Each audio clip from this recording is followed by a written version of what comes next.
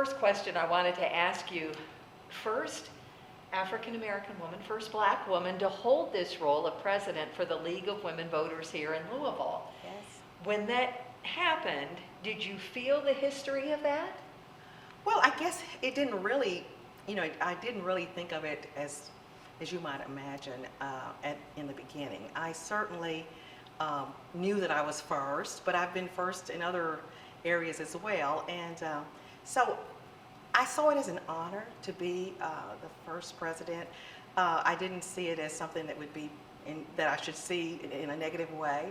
But after I became the president, I became a lot more informed about the impact and the meaning behind the position.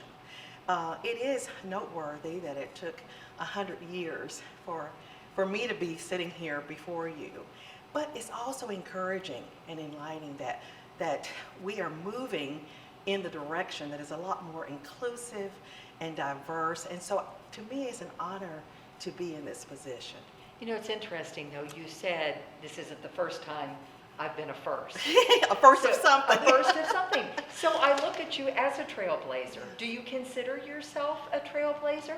Boy, that's, those are big shoes to fill. I guess in a way I am, but I certainly didn't see myself in that way. But when I look back in history and I see all the many trailblazers that came before me, I certainly don't even come close to having the courage and the confidence that they did as they pursued getting women, getting African American women in particular, or women in color, to become more included in the effort towards suffrage, for instance. I don't come anywhere close to that, but I certainly understand the value of moving forward together. With women of color as well as with white women, which is often associated with the suffrage movement. Together, I feel like we can do so much more, and so it's an honor. I feel like I'm here because I was meant to be here and should have been here 100 years ago, in terms of the fact that there were many women, many African American women and women of color who were very much involved in the suffrage movement at that time as well. But unfortunately, because of the times, the state of the times, being a segregated period of our existence, is that we just weren't given that opportunity. So I think the time is now, and it's a good time, and it should have been long ago. We talked about that. We were on a panel together not too long ago that talked about those hidden histories and those who were underrepresented, Yes. but were part of that movement in such a powerful way. And as we have the centennial that we are celebrating with that really was the message of that panel that we talked about, but acknowledging those women who were underrepresented and some of those hidden histories so that doesn't happen again. Is that what you feel with that? Yes, I do feel I very strongly feel that way. I think that the narrative needs to be rewritten to make sure that everyone is aware of the fact that we were all a part of that initiative, and it wasn't just white women that were involved. But I understand that it was a period of compromise, a period of controversy, and also of collaboration. It was all those things together at one time. And so what encourages me and gives me hope is that I feel a sense of unity, and I feel that there's a lot of support now to include others, regardless of backgrounds or ethnicity, or just from a variety, very diverse, from a broadly speaking point of view. I think that there's a lot of interest in doing that. And hopefully we learn from that history that we Yes. want to be better together going forward, Oh, which yes. I think We're so much more powerful together than we are separated in our individual groups, that's for sure. Tell me a little bit about the League of Women Voters and the roots of that and how it got started, and it back to suffrage, right? Oh yes, back to suffrage, and it was started right around the time that the ratification of the 19th Amendment, and it was to encourage so that women were better prepared to vote. It was the emphasis at that time was on voting and getting women out to vote, and so we continue that today. It's not our primary, our only interest. Well, it is our primary, I would say, but it's not our only interest. We also, in addition to having people register to vote, we also realize the importance of getting them out to vote not just to register, but to get them out to vote, but also to help women and men. It's not just women. Right. Although the name certainly would give you that. I know, but I saw that with men. I said, oh, okay. It's women and men. I think that what our other goal or mission is to also inform the public so that we have an educated electorate. We know that we want to inform about public policy, but also to provide that little education piece so that we make better decisions about our vote. Okay, we don't tell anyone how to vote Because it's nonpartisan. nonpartisan, right? Yeah. It is nonpartisan, grassroots organization. So we certainly don't tell anyone how to vote. We have members who represent varied parties, but we certainly do want them to be informed about how they vote and whatever information would help them be a better voter. Because we're going to run this right around election time. Yes. So by then, because this election's been complicated, right? We have COVID, we have absentee ballots, we have early voting, we have, where you can go in person. That has been, fewer choices because of COVID and things like that. Yes. How would you describe this election? It really is unlike any other. Oh, there's just so many things, ways I would describe this election. Obviously, I think a positive is the fact that we do have a variety of ways for someone to vote. The pandemic, of course, causes a lot of fear because, especially for vulnerable populations, which I happen to be a part of that. But the fact that our Secretary of State, in collaboration with the governor, has made it possible for us to choose to vote face-to-face in several locations, as well as to vote by mail if you choose to, that gives me hope that at least some will feel that they still can vote regardless of which way they choose, and in a safe way that they feel more comfortable in voting. I'm always concerned about voter suppression, and I think that some of what we have heard and continue to hear would cause some concern among the voters, and they may not want to get out to vote. So as the League, what we try to do is inform our public, and that includes not only our members but the public at large, what is the accurate information available, and to encourage trust.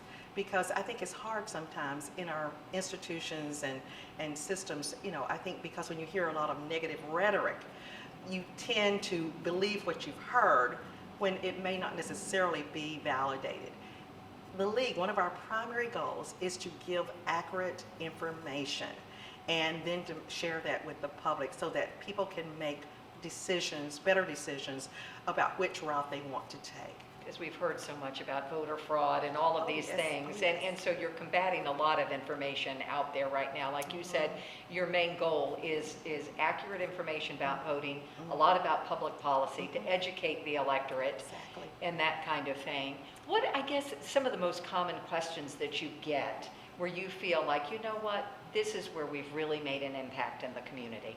Oh yes, we encourage our members and the public in general to contact us if they have questions that they're not, that they want to address and they're not sure where to go to get the answer.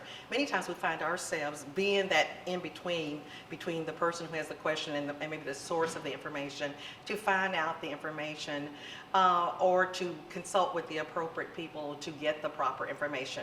So I find myself making a lot of calls to the county clerk to make sure that I verify information that comes out.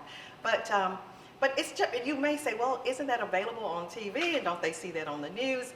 Well, sometimes they do and sometimes they don't. But you're a trusted organization as well. And I think that helps with that, for them to know that they can come to us and that whatever we share is the most current information that we have at the time. It doesn't mean it won't change or hasn't changed, but what we do, we immediately go then again and try to communicate what is accurate as best we know how. As we head into Election Day, what would you like to say to folks out there? Your vote is so important. I don't sit home and think that it will be taken care of by someone else. Every single vote is important, and that I would encourage you to vote. If there's barriers that you experience, for instance, if you can't get out because you have a sickness or illness, or you feel that you just aren't comfortable or can't drive, make someone know, help someone know that. Maybe someone, your neighbor, your family member, or the league. And you can let us know, and then we can hook you up with the right, maybe neighborhood leaders or community leaders that are willing to assist with helping you get to the polls. Or if you just have questions about the ballot, then we want to be seen as the source of information that you can come to. If somebody's out there and says, you know what, this is something I'd like to be part of. I'm assuming you're always recruiting. Oh yes. We always want more and more members. We would like to see a whole lot. We have members across the lifespan, beginning at 16, believe it or not. It's as early as 16, and I'm sure way up into the 80s and 90s. But the point is that we do encourage people of varied ages to come and join us. The only way you can be heard is by being involved. And if you have a particular burning issue that you would like to be addressed, then it may already be being addressed, but at the same time, if it's not, then we have other avenues to get, to bring that to the forefront. Number one, we have study groups. And for instance, our study on incarcerated women. And I saw that. Yes. That was fascinating to me. So you're looking at women in jail, incarcerated. Uh-huh. What are you all hoping to do with that? That's Well, one of the things you're studying. Yeah. Well, what happens every year? We decide on our platform for that given year, because our interests vary from year to year depending on the circumstances and within our country or whatever. So, for instance, our emphasis the last few years has been racial injustice. It's been education, natural resources, housing, for instance. Next year, we'll choose a different platform, or we'll continue with some of the platform. And as far as the incarcerated women, that's an outgrowth of a group of women who became concerned when they learned that women who were incarcerated, who were also pregnant, were being shackled to their beds while they're going through labor. And so they were able to stop that through a passage of a bill that prohibits that. And that was through your group? Yes, well, the legislation that's where the interest group started. So then that's when you said, okay, we need to look into this. We need to so people explore might further. not associate that with you all, but Oh, yes. issue-oriented. We're very issue-oriented, and we study the issues that we don't just throw it out there and it's not like, oh yes, I think I'd like to do that. Right. No, we don't do before we study and develop a proposal and a plan. And also to bring it forward to our local, but also our state and national leagues. So you're studying that issue, and then we'll see where that takes you as far as what you end up doing with that. Right, from across the entire span of the league. One Yes. thing you mentioned was that younger people. Who are you finding are the most passionate right now with everything you've seen? Is it younger? Is it women versus men? I don't know. What kind of feedback are you seeing? I see both men and women, but I do see a lot of the millennials. I guess because first of all, they're younger, they're more, able to get out and feel more comfortable in getting out. Whereas I think the pandemic has caused many older people to feel, a little fearful of getting out, publicly anyway, of getting out and mingling because of the, the concerns about their health. But really and truly, I'm encouraged when I see the young people, because that's the lifespan. That's the ones who are going to carry forward The torch? And yes, carry the torch forward and be the next trailblazers. And if they're not already, many of them already, I think, are trailblazers in their own way. And we see it on the media. So I don't think I don't think we have to think that when we are no longer in these roles that nobody will be able to carry forward, because there's always going to be leaders that will come behind us and lead on. But we don't want them to wait to come behind us. We want them to come and walk with us now. Help us grow. I love Help that us- collaboration that we were Yes. talking about. Yes. It takes all of us in order to do that. One thing that struck me with the women's movement is the fact that it was, 70 plus years before women got the right to vote. Many of those women in the early fight never got that chance. And when I think about that, I think, boy, it was bigger than them, and they knew it. Yes, it And they was. fought their entire lives to get that right to vote, which many of them never got.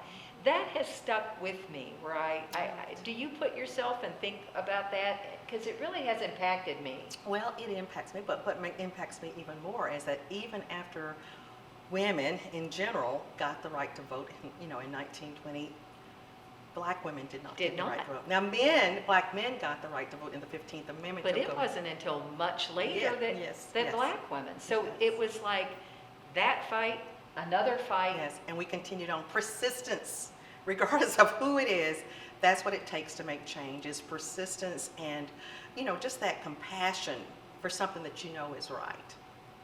And how do you, I'm assuming that is something you feel. What got you involved? What was your moment where you said the League of Women Voters is for me?